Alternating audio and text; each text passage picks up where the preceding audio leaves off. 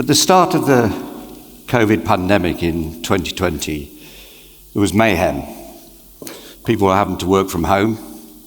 People were sent home with no jobs. A lot of people lost their jobs. Businesses had to shut down overnight. Lots of governments were starting to do lockdown regimes. And there was just confusion. We had lots of organisations like cafes, restaurants, overnight just having to shut down. And even large organisations like airlines, for example, suddenly found that most of their customer base had virtually evaporated overnight, and the mayhem of what was going on with their own staff was creating havoc. But in the middle of all of the uncertainty, all of the fear, all of the anxiety that was going on at that moment in time, there was something special starting to emerge. And it tends to emerge in these types of situations. We've seen it before. New Balance is a shoe manufacturing company. And within 2 days, they started and they switched from making shoes to making face masks. Ford, 3M, and GE started to collaborate together, sharing knowledge, their expertise, and their technology in order to start producing respirators for hospitals.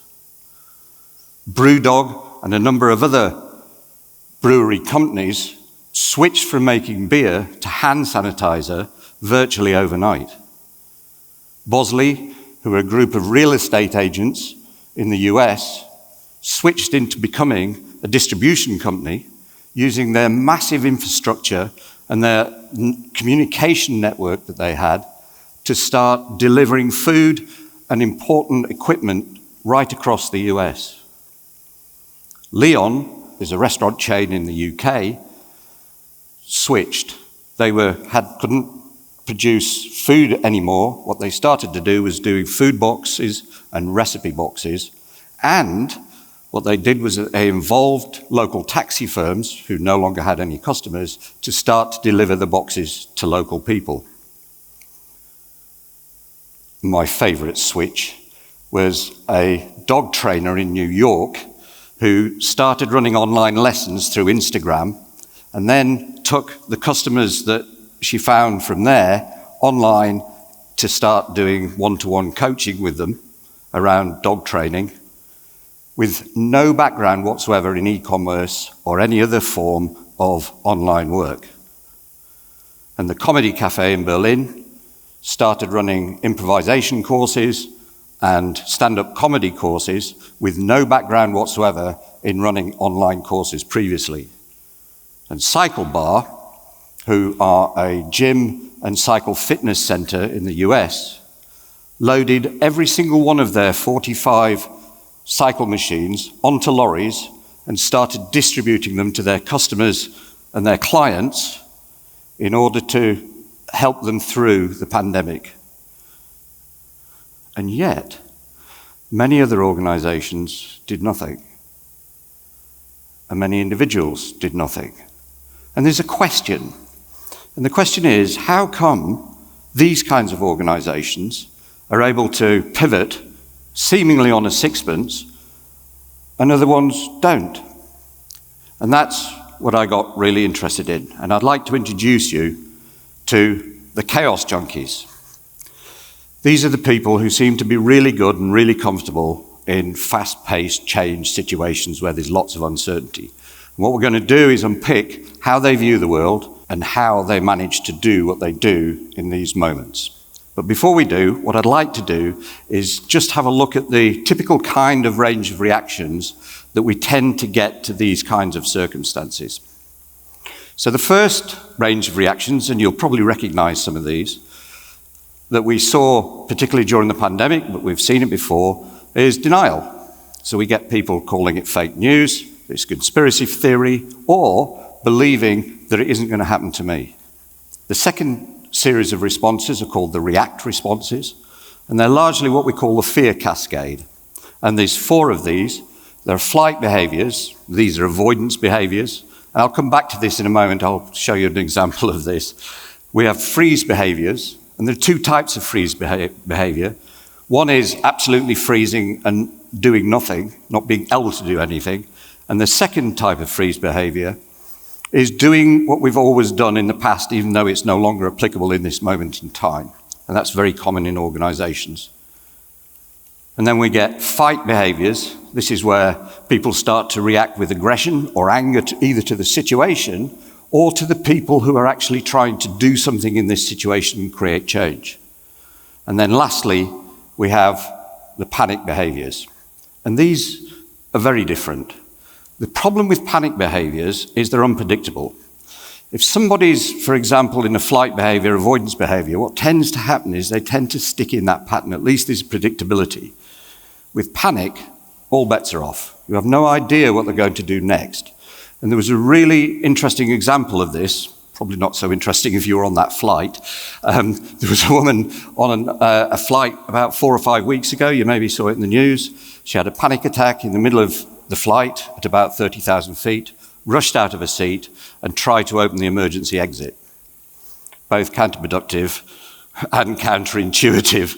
So now, one of the things that I did last term with some of my students is I asked them just to keep a log of all the cat videos that they were watching as we went through term to see what we'd find. So I got all the data in and I mapped it on a graph, this graph. If you look down the vertical axis, that's the number of cat videos that they were watching, and then I mapped it against how close to the exam they were when they were watching those cat videos. And you can probably guess what you're about to see. Bit of fun, but this is procrastination, this is flight behavior. Very typical in these kinds of situations. Then we get the wrestle situation, or the people who are wrestling with the change. They want to change, they want to be adaptable, but they have a problem. They don't know how to do it. And they're also wrestling with the people who are in denial and the people who are reacting. What they're trying to do is get these people to adapt to the situation as well. And they feel a bit stuck. They're trying to do something, but they're not quite sure what to change and what not to change. And then finally, we have the Chaos Junkies. These are the people who love these situations. This is where they become alive. They massive energy in these situations, a lot of excitement, and for them, this is playtime. And we'll start to have a look at what's going on inside them in a second. This is the rough distribution. This was some work that I did in 2006. Rough distribution of leader reactions to large pace change and uncertainty. You'll see the little blob in the middle. They're the kind of average reactions that we get from most leaders. And then we get roughly about 2 to 4% of leaders are in the kind of chaos junkie area. Now, before we kind of get carried away and start thinking that the chaos junkies are the heroes and the rest are the zeros, that's not the case. In fact, it's very much not the case. They are just different reactions. And they're important in organizations. And they're important for this reason. These people, down at the end, the people who are reacting with denial or some form of emotional reaction, and to a certain extent, the people who are wrestling with change, actually prefer to work in situations of more certainty, where they've got more structure around them. Now, when we think about organizations, and we think about the idea of an organization, being organized and all that, what we find is organizations are about producing predictability. They're trying to produce predictability of output, predictability of products, and predictability of services. And if they're a commercial organization, hopefully predictability of profits as well. So in order to produce some form of predictability of output, what they also do is they try to stabilize the organization as much as possible and create as much certainty in the organization so people know what they're doing. Makes sense. So we create the certainty in the organization, and we do it through 5 mechanisms. So the organization creates a strategy, so most people know where they're going and what we're doing. They create a structure, and that's important because I need to know what I'm doing and who I'm doing it with within the organization. And then we have the organization policies, procedures, and processes. And all of those are about creating stability within the organization to create some form of predictable output. Therefore, these people who are our certainty seekers are actually at the heart of most organizations' productivity. We need them. The Chaos Junkies are not those people. They tend to get bored really easily. And in fact, if you've ever had a boss who's a Chaos Junkie, you've probably suffered from change fatigue quite quickly. They've got a cupboard that's full of unfinished projects. And they just, because they get bored so easily, they just keep creating change. But they're great in a change situation. And what we find is that the tolerance for uncertainty increases as we go up this chart. So what we're now going to do for the last couple of minutes is just have a look at how these people view the world, how they see things and what they do. Cat videos, students. So most people have this idea of curiosity killed the cat. Don't go around poking things. If it isn't broken, don't fix it. It's fine as it is. Chaos junkies think very differently. They think, yeah, okay, if it's working, it could probably work better. If we keep poking things, we might learn something. And actually, it will be boring just accepting things anyway. They have this view of play. They have this massive playfulness, and they like failing. I know that sounds a bit weird. It's a bit strange, but what we find is, in terms of people's reaction to failure, is down at this end to do with denial, reaction, and to a certain extent, the wrestling type behaviors. They take failure personally. It's as if it's like part of their identity that there's been attacked here for failure. And you'll see this in some organizations that don't like failure. And you get that sense that if I do something wrong, I'm going to be in trouble. Our chaos junkies just view it as learning. And they're quite happy to fail fast, and they'll keep failing. And you'll see this in entrepreneurial circles and things like that. They have a different view of reality. They assume that they don't see reality, whereas most of us tend to assume that we're seeing reality. They do the opposite. And what they do is they go out fact-finding, because what they're trying to do is they're trying to break their version of reality, because that's how they learn fast. Rather than what most people do is, I've got this view of reality, and what I'm trying to do is prove that I'm right. They're doing the exact opposite of that. And then this is really allied to how they solve problems, which again is quite different. This is a timeline of problems, and a problem occurs. So just imagine, I don't know, you've got a stomachache, or your car breaks down or something like that. When we go to the doctor, and the doctor says, what's the problem? Or we go to a car mechanic and they say, what's the problem? We usually describe the problem as, I've got a stomachache or my car's broken down. But the doctor knows, and the mechanic knows, that that's not the problem. The problem is that what you're describing are the symptoms of the problem. And what they need to now do is try to backtrack and work out what the problem is. And we see the same thing happening in lots of organizations, where people confuse the symptom with the problem and start trying to solve the symptoms rather than solving the problems. And when you start to analyze what's going on underneath that, what people are actually trying to do, particularly in complex change situations, is they're going, I actually want to get back to how it was before this thing started.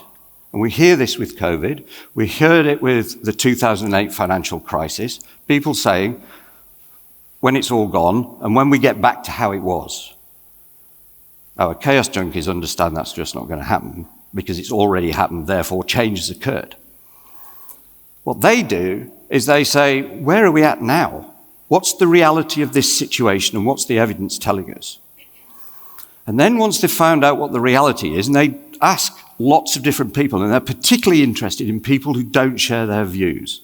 Because remember, they're trying to break their own version of reality. And then what they do is they look at the situation and say, where can we go from here? What opportunities does this present us? What can we do with this?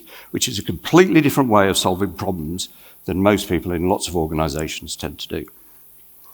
The other thing that we've found that they're really interested in is their own inner game, about themselves. They're particularly interested in their own beliefs and values and how those beliefs and values affect their view of reality.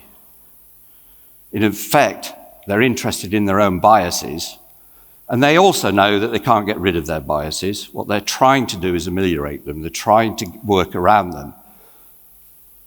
They're also got a massive learning orientation, and this is what a lot of the playing is about, is having this learning orientation.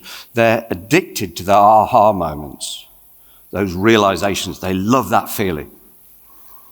They're also really interested in their own adaptability, cognitive flexibility, and their ability to improvise. And they keep pushing that barrier. And they get upset if they find somebody else who's a little bit more adaptable than them, or somebody comes up with an idea that they hadn't quite thought of. They start like, what? But out of all of the research, there is one thing that makes the difference with these people. And there's one thing that increases people's tolerance for uncertainty over everything else. It's this. There are hundreds and hundreds and hundreds of papers all pointing to the same thing. And it's this, their emotion regulation skills. There is a very strong connection between an individual's ability to identify their own emotions and then regulate them. And what I mean by that, change their emotions at will. And it's a skill, and therefore as a skill, it's a bit like learning to ride a bike. It takes practice. And what we found is people with a greater level of emotion regulation skills, greater emotion regulation ability, have a greater tolerance for uncertainty and are much more likely to be creative in those moments when everybody else is panicking. And if you just do one thing from this talk, is to go away and start learning to develop emotion regulation skills, that on its own will have the biggest impact in dealing with uncertainty and change in your own life. Thank you.